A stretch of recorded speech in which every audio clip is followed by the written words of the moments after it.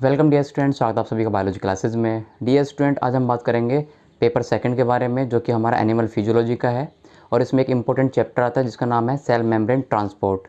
जी हाँ, जिसमें हम ये देखेंगे कि कोई भी जो सेल होती है उसके चारों ओर जो लेयर पाई जाती है, जिसे हम प्लाज्मा झिल्ली कहते हैं या कोशिका झिल्ली कहते हैं, उसके थ्रू कोशिका के अंदर या कोशिका के अंदर से बाहर कोई भी पदार्थ, अणु या आयन कैसे प्रवेश करता है। ठीक है, और इसी को ही हम बोलते हैं ट्रांसपोरेशन, यानी कि ट्रांसपोर्ट सिस्टम। ठीक, तो यहाँ पर क्या होगा, चैप्टर है हमारा आज सेल मेम्ब्रेन ट्रांसपोर्ट।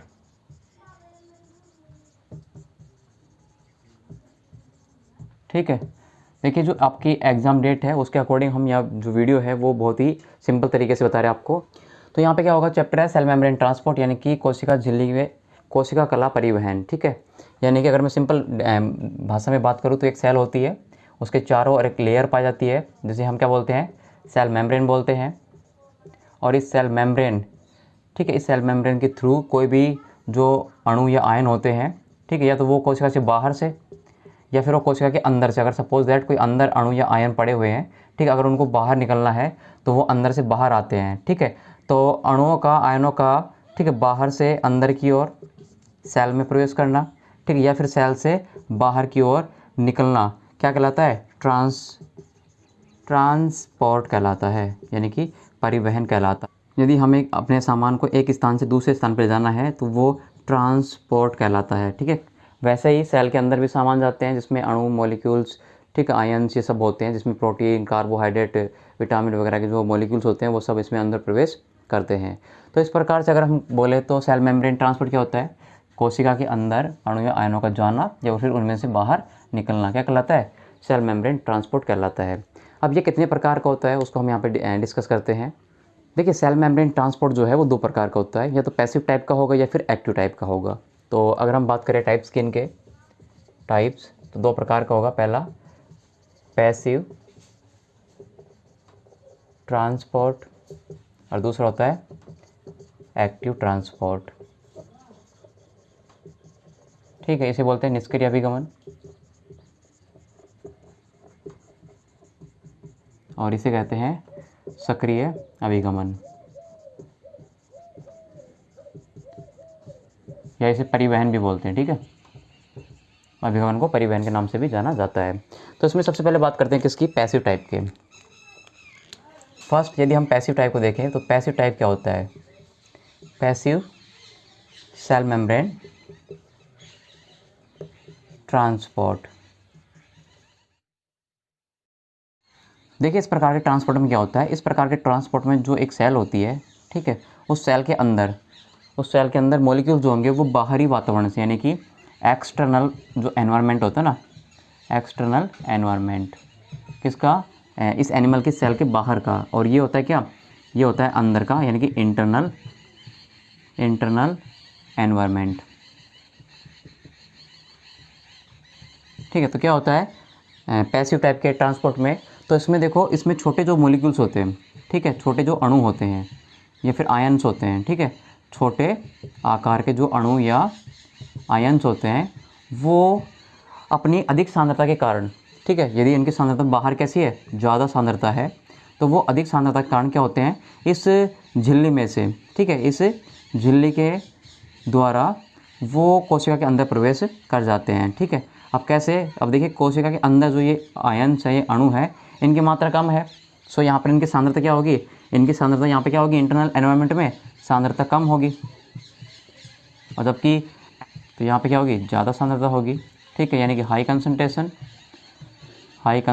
और यहाँ पे क्या होगी, लो कंसंट्रेशन। आपको बस यही चीज़ याद रखनी है। कैसे, यदि आप पैसिव सेल मेम्ब्रेन ट्रांसपोर्ट पढ़ रहे हो तो आपको सिर्फ दो चीज़ याद रखनी है, क्या, कि इसमें जो ट्रांसपोर्ट होगा, क्या होगा, ट्रांसपोर्ट होगा, वो कैसे होगा, तो जहाँ जो कंसंट्रेशन है, ठीक है, जहाँ जो कंसंट्रेशन है, सांद्रता जो है, ठीक है, वो हाई होगी ना, तो उधर से तो मॉलिक्यूल जाएंगे, और जिधर कंसंट्रेशन कैसी होगी, जिधर कंसंट्रेशन लो होगी उस और वो अंदर चले जाएंगे। तो अब आप बता सकते हो कि यहाँ पर जो आप ये डायग्राम देख रहे हो, इसमें सेल के अंदर कंसंट्रेशन कैसी है, लो है, और सेल के बाहर की अगर बात करूँ तो यहाँ पे कंसंट्रेशन कैसी है, ज़्यादा है। तो ज़्यादा वाले जो मॉलिक्यूल्स होंगे ना, ये वाले मॉलिक्यूल्स, ये मॉलिक्यूल्स सेल मेम्ब्रेन के थ्रू होकर के सेल के अंदर प्रवेश करेंगे।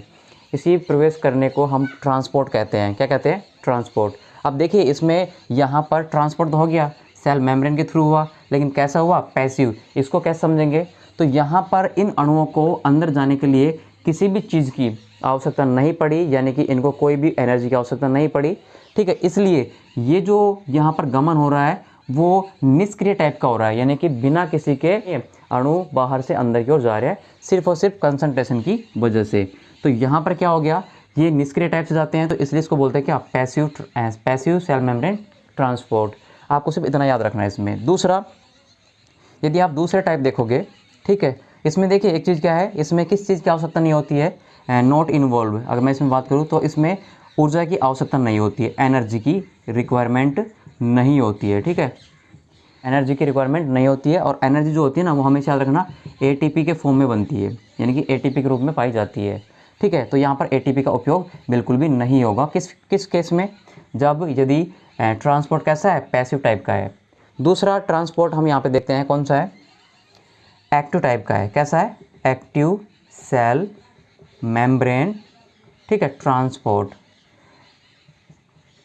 यदि आपने इसको अच्छे समझा होगा तो आप इसको आराम से समझ सकते हो। कैसे?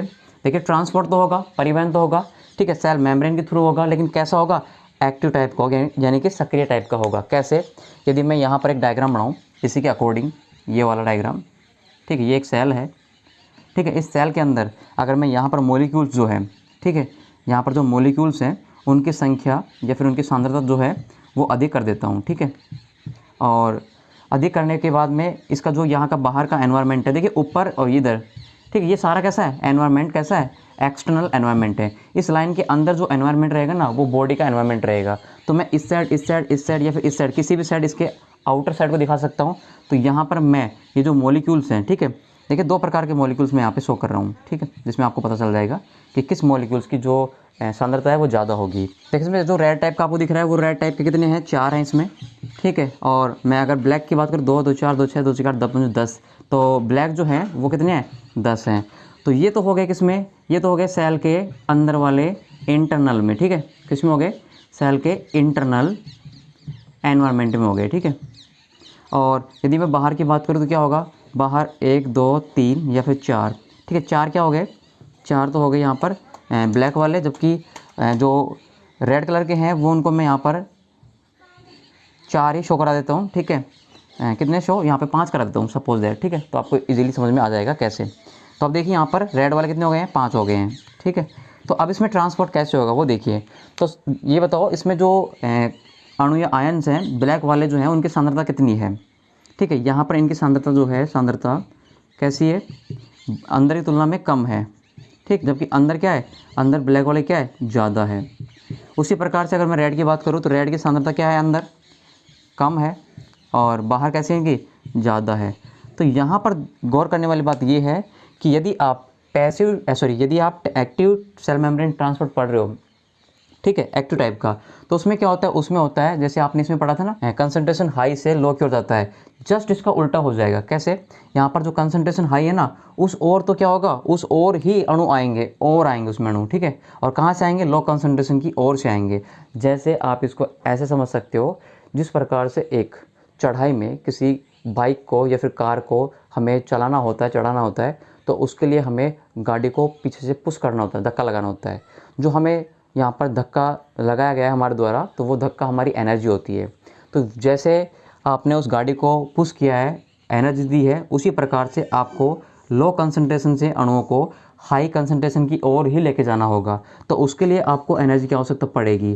तो इसलिए बोल रहा हूँ कि यहाँ पर जो आपके ट्रांसपोर्ट होगा वो कैसा होगा? एक्टिव टाइप का होगा, बिकॉज इसमें अणु जो होंगे, ठीक है, वो सांद्रता कम वाले एरिया से कहाँ जाएंगे? जहाँ पर सांद्रता पहले से ही ऑलरेडी क्या है? ज़्यादा है, तो अंदर जाएंगे, ठीक है। अब इसमें एक चीज़ और है, यहाँ पर सांद्रता कम है रेड की, तो ये अंदर से बाहर आएंगे, समझ रहे हो? अंदर रेड वाले की सांद्रता कम है तो कम से बाहर की ओर आएंगे, ब्लैक वालों की ज़्यादा है बाहर, ब्लैक वालों की कम है बाहर, तो इसलिए ये अंदर जाएंगे, ठीक है। लेकिन अब आप कहोगे कि इसमें तो फिर सारे रेड वाले बाहर आ जाएंगे, तो फिर इनका जो संतुलन होता है वो कैसे रहता है? तो देखिए, जब इनके अणु एक निश्चित कंसंट्रेट ग्रेडियंट के अकॉर्डिंग निकलते हैं, तो उसके पश्चात ये अपनी जो मॉलिक्यूल्स की संख्या होती है उनको बराबर कर लेते हैं। ठीक है, अब एक कंसंट्रेट ग्रेडियंट क्या होती है इसको हम डिटेल में एक दूसरी वीडियो के द्वारा समझेंगे। तो इस प्रकार का जो आप यहाँ पे ट्रांसपोर्ट देख रहे हो, ये ट्रांसपोर्ट कहलाता है कौन सा? Active cell membrane transport. यानी कि इस ट्रांसपोर्ट में क्या होता है उसको हम यहाँ पे शॉर्ट में डिस्कस कर लेते हैं। इसमें अणु या आयन, ठीक है, छोटे या फिर बड़े आकार के जो होंगे, ठीक है, वो सभी क्या होंगे? लो कंसंट्रेशन से, याद रखना, लो कंसंट्रेशन से कहाँ जाएंगे? हाई कंसंट्रेशन की ओर जाएंगे। कहाँ जाएंगे? हाई कंसंट्रेशन की ओर जाएंगे। ठीक है, लो से हाई की ओर। दूसरा, लो से और हाई की ओर जाने के लिए इनको एनर्जी की आवश्यकता पड़ेगी। ठीक है, तो इनको क्या होती है? प्लस में एनर्जी की भी आवश्यकता होती है, एनर्जी रिक्वायर्ड होती है। और एनर्जी रिक्वायर्ड जो होती है वो किस फॉर्म में होती है? तो याद रखना, एनर्जी जो होती है उनको एटीपी के रूप में प्राप्त होती है। यानी कि इस केस में एक्टिव ट्रांसपोर्ट या एक्टिव सेल मेम्ब्रेन ट्रांसपोर्ट में आपको एटीपी का उपयोग देखने को मिलेगा। बस बेसिक अंतर यही होता है पैसिव और एक्टिव सेल मेम्ब्रेन ट्रांसपोर्ट में।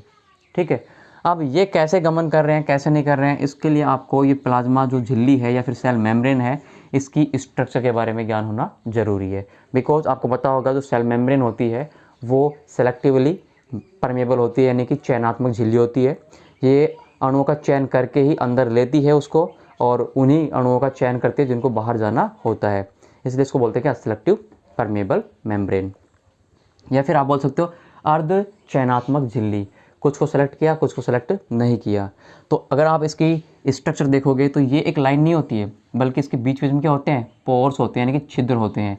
यदि आप इसको बड़े माइक्रोस्कोपिक स्ट्रक्चर के रूप में देखोगे तो आपको ये इस प्रकार से नज़र आएगी। ठीक है, जिसमें इसके क्या होती हैं? 3 लेयर होती है। दो तो प्रोटीन की लेयर होती है, जबकि एक जो होती है बीच में बाइलेयर लिपिड्स की होती है। ठीक है, कैसे होती है? बाइलेयर लिपिड्स की होती है। तो इस प्रकार से हम कह सकते हैं जो प्लाज्मा मेम्ब्रेन है या सेल मेम्ब्रेन है, ठीक है, वो सेलेक्टिवली क्या होती है? परमेबल होती है। इसके ऊपर, ठीक है, इसके ऊपर या इसके अंदर कुछ प्रोटीन्स भी पाए जाते हैं। ठीक है, इस प्रकार से क्या होते हैं? कुछ प्रोटीन्स होते हैं। अब यहाँ पर देखिए अंतर क्या है। जो छोटे सूक्ष्म आकार के जो अणु होंगे ना, सूक्ष्म आकार के, वो तो इन अणुओं के बीच में से होकर के गुजर जाएंगे, इन छिद्रों के माध्यम से होकर के गुजर जाएंगे। लेकिन जो मोटे अणु होंगे, ठीक है, वो इनमें से होकर के नहीं गुजरेंगे। उनके लिए क्या चाहिए? उनके लिए यहाँ पर क्या होते हैं? प्रोटीन्स लगे होते हैं। ये प्रोटीन्स अगर आप देखोगे तो इनकी स्ट्रक्चर इस प्रकार से होती है। ठीक है, इस प्रकार से जो भी कोई मोटा अणु होगा तो वो इसके ऊपर आएगा, और ये एक चैनल के माध्यम से होते हैं। एक ट्यूब होती है, खोखली नली, उसमें से होकर के अंदर आते हैं और ऐसे जाकर के वो सेल के अंदर प्रवेश कर जाते हैं। ठीक है, तो ये सेल मेम्ब्रेन है, ये अलग चैप्टर है आपका कि सेल मेम्ब्रेन की स्ट्रक्चर क्या होती है उसके बारे में। तो इस प्रकार से यहाँ पे क्या होता है, इसको समझाने के लिए, एक्टिव सेल मेम्ब्रेन को समझाने के लिए सबसे बेस्ट एग्जांपल होता है किसका? सोडियम पोटेशियम पंप का। ठीक है, सोडियम पोटेशियम पंप, यानी कि इसमें जो अणु होंगे वो सोडियम के होंगे। ठीक है, अणु या आयन होंगे इसमें क्या होंगे? सोडियम के होंगे, और किसके होंगे? पोटेशियम के होंगे। इनका ट्रांसपोर्ट दिखाया जाएगा। ठीक है, और पेपर में मोस्टली एक्टिव ट्रांसपोर्ट ज़्यादा पूछता है सोडियम पोटेशियम पंप के कारण। देखिए, पैसिव सेल मेम्ब्रेन ट्रांसपोर्ट में क्या होता है? इसमें आते हैं सिंपल प्रकार क्या? परासरण आता है। परासरण जो विधि है वो कैसे होती है? पैसिव सेल मेम्ब्रेन ट्रांसपोर्ट की होती है। दूसरा, अगर हम विसरण देखें, विसरण विधि, ठीक है, ये विसरण विधि भी क्या होती है? ये विसरण विधि भी पैसिव सेल मेम्ब्रेन ट्रांसपोर्ट की ही विधि होती है, जिसमें क्या होता है? जो अणु या आयन होते हैं वो हाई कंसनट्रेशन से लो कंसनट्रेशन में जाते हैं। ठीक है, तो इस प्रकार से क्या है? ये कंप्लीट सेल मेम्ब्रेन ट्रांसपोर्ट है, जो आपको बेसिकली समझ में आ गया होगा क्या होता है क्या नहीं होता है। इसके बाद में हम स्टार्ट करेंगे सोडियम पोटेशियम पंप। देखिए, अब बात करते हैं सोडियम पोटेशियम पंप की। ठीक है, जिसमें जो एक्टिव ट्रांसपोर्ट है उसका एग्जाम्पल है, और इसमें जो सेल मेम्ब्रेन होती है उसके थ्रू जो मॉलिक्यूल्स होते हैं वो कैसे गमन करते हैं। तो हम यहाँ पर एक बार जो सेल मेम्ब्रेन ट्रांसपोर्ट है उनको बेसिकली सिंपल तरीके से यहाँ पर डिस्कस कर लेते हैं, ताकि आपको ये जो एग्जाम्पल है सोडियम पोटेशियम पंप का उसको समझने में परेशानी नहीं हो। जैसे सबसे पहले थे हमारे पास में क्या? Cell membrane transport.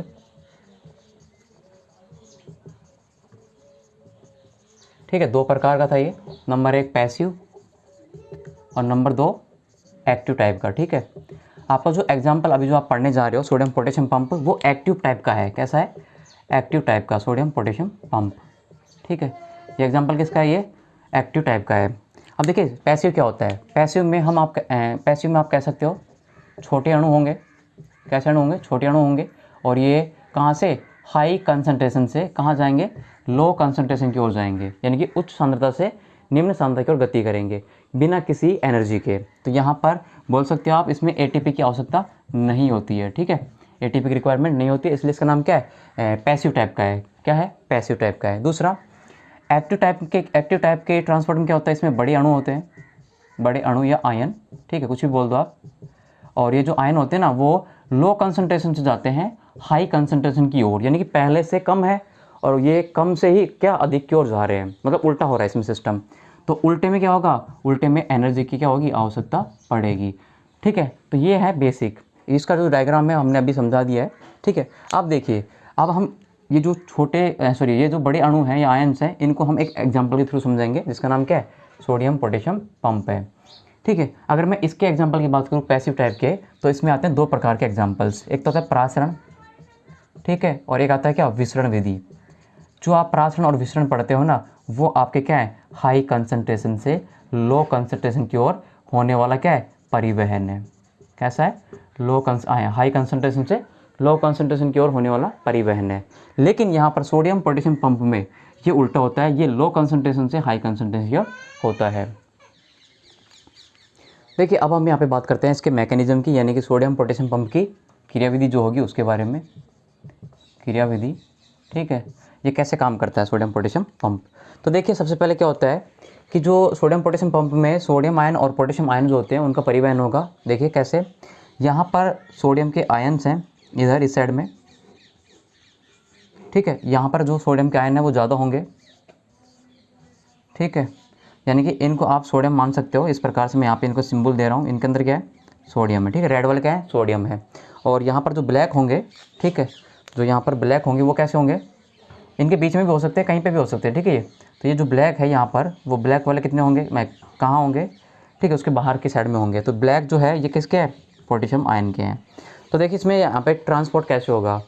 तो सबसे पहले क्या होता है, फर्स्ट स्टेप में सोडियम पोटेशियम पंप की फर्स्ट जो स्टेप होती है उसमें क्या होता है, सबसे पहले जो 3 सोडियम के अणु होते हैं, कितने, 3 सोडियम के जो अणु होते हैं, वो सेल मेम्ब्रेन के जो प्रोटीन के अणु होता है, ठीक है, प्रोटीन का अणु, इसे हम क्या बोलते हैं, इसे हम वाहक भी बोलते हैं, वाहक अणु भी बोलते हैं, वाहक अणु बोल दो या प्रोटीन बोल दो या फिर चैनल प्रोटीन बोल दो, ठीक है, बहुत सारे इसके नाम हैं, चैनल प्रोटीन, ठीक है।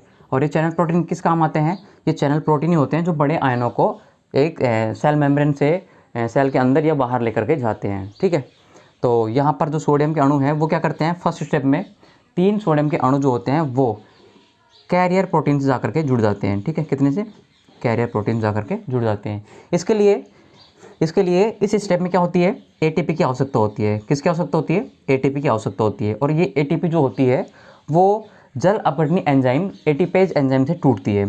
किससे टूटती है, एटीपेज, इस एंजाइम से टूटती है। और टूटने में जो इनका फॉर्म होता है वो एडीपी के रूप में निकलता है, एडीपी, यानी कि ये होता है एडिनो ट्राइफॉस्फेट, ठीक है, और ये होता है एडिनो डाइफॉस्फेट, यानी कि इसमें 2 फॉस्फेट होंगे, इसमें 3 फॉस्फेट होंगे। जब एटीपेज इनको तोड़ देगा तो एक फॉस्फेट यहाँ से निकल के जाएगा और जा करके ये कैरियर प्रोटीन से जुड़ जाएगा, ठीक है, या फिर प्रोटीन से जाकर के ये जुड़ जाएगा। जैसे ये इससे जुड़ेगा तो इनके जो गेट होते हैं, इन प्रोटीन के गेट होते हैं वो खुल जाते हैं। खुलने पर यहाँ पर जो आपको ये मार्क दिख रहा है ये खुल जाता है। और इसमें इस कैरियर प्रोटीन के अंदर 3 तो सोडियम के लोकस होते हैं, लोकस मतलब स्थान जहाँ पे सोडियम बैठेगा, और 2 पोटेशियम के क्या होते हैं, लोकेशन होते हैं, यानी कि स्थान होते हैं जहाँ पे वो बैठते हैं। तो जैसे यहाँ पर दूसरे स्टेप में देखेंगे आप, जैसे ही एटीपी टूटा था, ठीक है, एटीपेज एंजाइम से, और एडीपी में कन्वर्ट हो गया था, प्लस में फॉस्फेट यहाँ पर आकर के जुड़ गया था। तो इस फॉस्फेट के जुड़ने पर यहाँ पर जो इसका गेट है वो खुल जाता है। और उस गेट के खुलने की वजह से क्या होता है, जो आपके अंदर यहाँ पे प्रेजेंट थे कौन, सोडियम के 3 अणु, ठीक है, ये तीनों अणु अपने अपने स्थान पर आकर के बैठ जाते हैं। एक यहाँ पर बैठ गया, ठीक है, इसको मैं ब्लैक कलर से रेड से दिखा देते हैं इसको। दूसरा यहाँ पे आके बैठ गया, और तीसरा जो है यहाँ पर, मतलब तीनों स्थानों को यहाँ पे ये घेर लेंगे इस प्रकार से, ठीक है। तो यहाँ पर देख सकते हो आप 1, 2 और 3, तीनों सोडियम जो है यहाँ पर बैठ चुके हैं, ठीक है।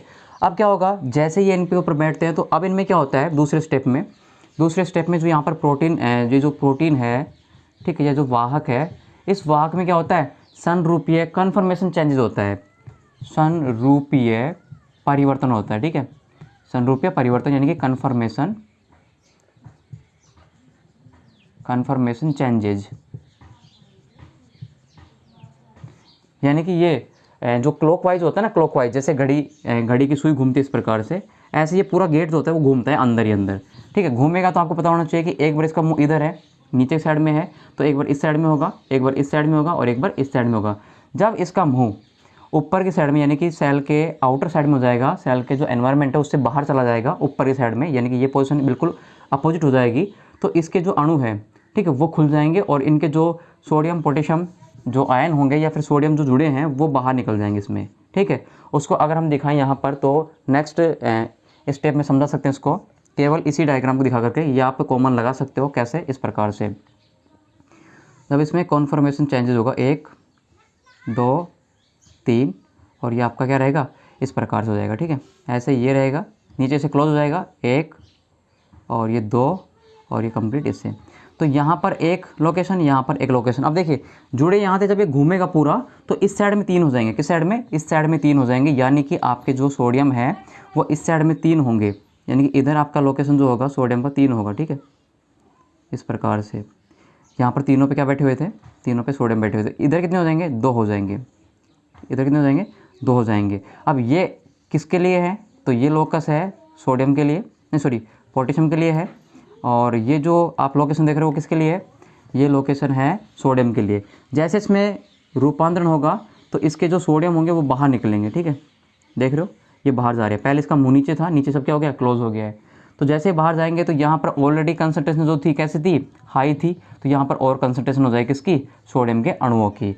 तो जैसे ही यहाँ पर सोडियम के अणु बाहर निकलते हैं वैसे ही जो यहाँ पर किसके, पोटेशियम के अणु थे। ठीक है, किसके अणु थे, पोटेशियम के जो अणु थे। ठीक है, पोटेशियम के जो अणु थे, ठीक है, वो लो कंसंट्रेशन की वजह से अब क्या होंगे, वो आकर के इनसे जुड़ जाएंगे। जैसे ये निकलते हैं ना उसी टाइम में वो जो पोटेशियम होता है वो यहाँ पर आकर के बैठ जाता है। ठीक है, यहाँ पर कोई लोकेशन नहीं है, यहाँ पर आकर के बैठ जाएगा, 2 ही बैठते हैं क्योंकि इनके बैठने का स्थान कितना होता है, 2 होता है। अब क्या होगा, अब इनमें जैसे ही ये सोडियम बाहर निकलते हैं और ये पोटेशियम बैठते हैं, उसके बाद में फिर इसमें क्या होता है, कॉन्फ़िगरेशन चेंजेस होता है, और चेंजेस होने के बाद क्या होता है, सेम यही डायग्राम बनेगा तीसरे स्टेप में भी।